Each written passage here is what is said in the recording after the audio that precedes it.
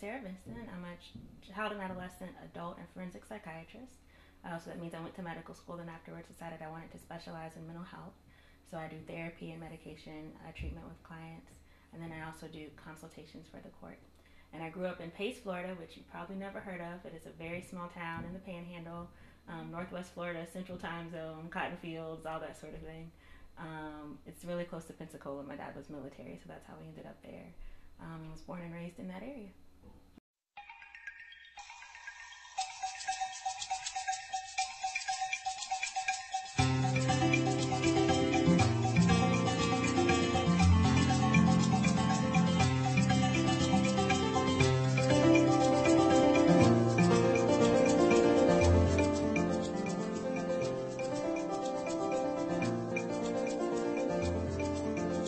So I have a medical degree from the University of Florida College of Medicine, and I graduated with research honors and as someone who was elected by my peers for a Distinguished Service Award. And then I went from there to residency training, which is where we do clinical training in our field of study. So for me, that was general psychiatry, and that was at Cambridge Health Alliance, which is a Harvard Medical School training program. And then I did additional training in child and adolescent psychiatry and in forensic psychiatry at Emory in Atlanta. I never thought I would be a psychiatrist. And entering medical school, I remember one of my friends was actually interested in it, and I said, I don't know why anyone would use their medical degree to go into psych. And then I ended up doing it and absolutely love it. But what ended up drawing me to it is, as a black person who was raised in the South, in the church, I didn't hear a lot of people talk about mental health. I didn't hear a lot of people talk about addiction or depression as a disease. Often it was framed in these kind of moral terms. And going through medical school, I learned about things like neurobiology and brain chemistry and those things, and addiction, and then that kind of brought into mental health in general. And I realized that a lot of things that affected people in my community, in my church, in my family, I had never thought of them through a medical lens or through a mental health lens. But doing so gave me hope about treatment and recovery and people being able to turn their lives around. And I felt, as someone who was part of the community, if I trained in these things, I would be able to relate to people and treat people and help people get help, because seeing it as something where there's actually intervention for it completely changes the paradigm. And so I wanted other people's families to get the help that people in my family didn't get, and to get better, because what I realized in medical school is every branch is important and every sort of medicine is important, but without mental health, the rest of it kind of falls apart. And it's that branch of medicine where when you have an intervention that actually works, it has big ripple effects for everybody in that person's life. And that's really what drew me into it. It is definitely a profession that will make you question why sometimes when you hear about people's stories and the things they've endured. When you hear about sometimes the things that other people do to each other, and the painful experiences that people have had. The flip side of that, though, is that you get to see people's resilience and their strength and their courage and be part of their process. But sometimes it is hard to leave those stories at work. So depression is something that we've come to realize really does have biological and environmental components. And for a long time it was thought, oh, it really happens in adults, not so much in teenagers and children. But now we know that it does happen in teens quite a bit. And so something that's tricky about teens is that with adults, we think depression, sadness, crying, that sort of thing. But with teenagers, the lead emotion can be irritability or anger. Sometimes it's sadness, but it can be irritability or anger, so that can make it hard to catch sometimes. Or the child can just be dismissed as rude or ungrateful or that sort of thing, when really there may be a depression there.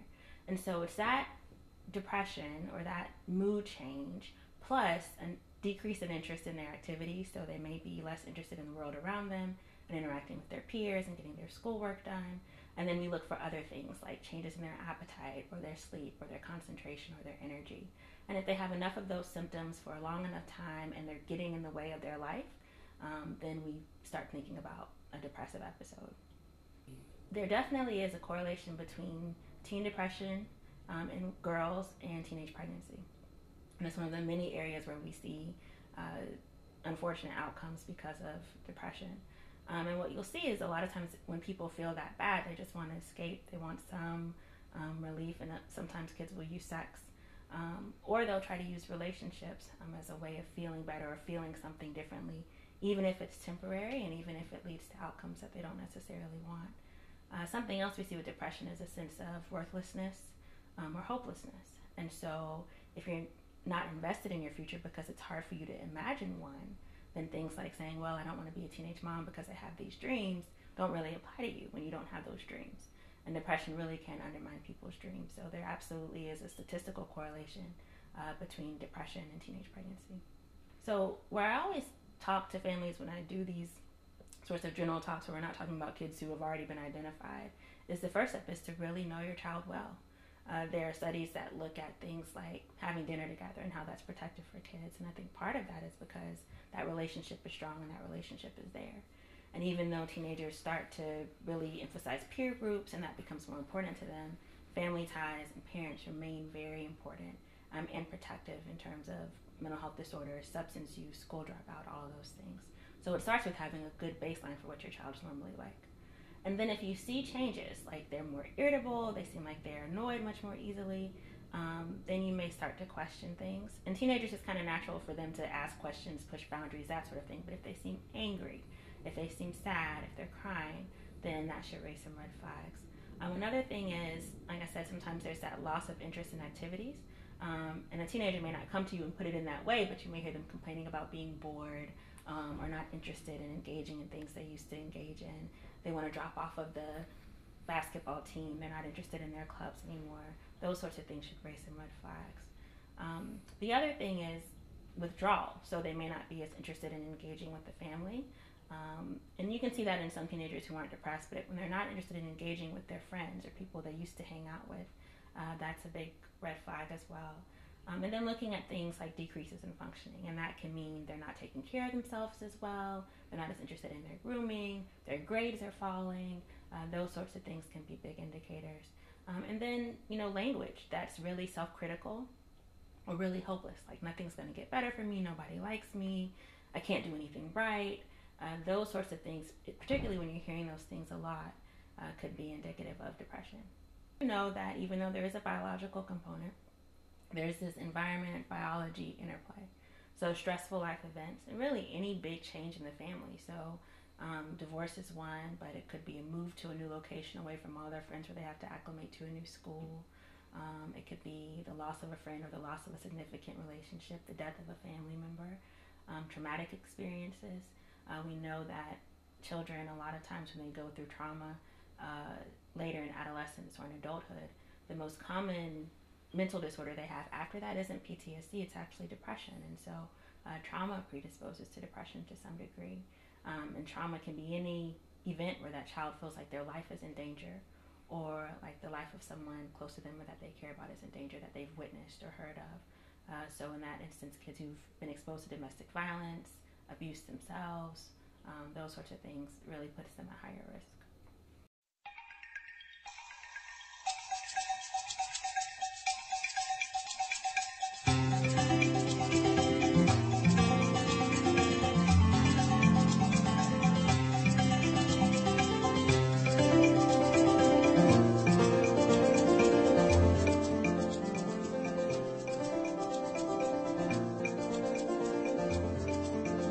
Dr. Vinson, what are the long-term disadvantages of teen depression? So the teenage years are a very critical period. And when we talk about it from a developmental perspective in the mental health field, we talk about identity versus role confusion as their task during that time. And this is the time where they're really starting to see and get an idea of where do I fit in the world, because up until then it's really been about their family and their role within the family. But now they're in that kind of in-between stage where they're still with their family, but they're looking at leaving for college or getting a job or moving out. And so they're starting to define themselves differently now. And it's not all about their family anymore. And so it's a question of, are they going to be the smart kid? Are they going to be the college student? Are they going to be the delinquent? And so when you're looking at depression and the way that it can predispose kids to acting angrily and getting involved with the juvenile justice system, or as we mentioned earlier, with girls getting pregnant, it's a time where there are a lot of critical decisions and where a lot of groundwork is laid for how someone views themselves potentially for the rest of their life. And so if they're depressed during that time, they may make decisions that have negative long-term consequences, and they also may kind of cause these interactions with the world that aren't very positive and get a really negative idea of who they are.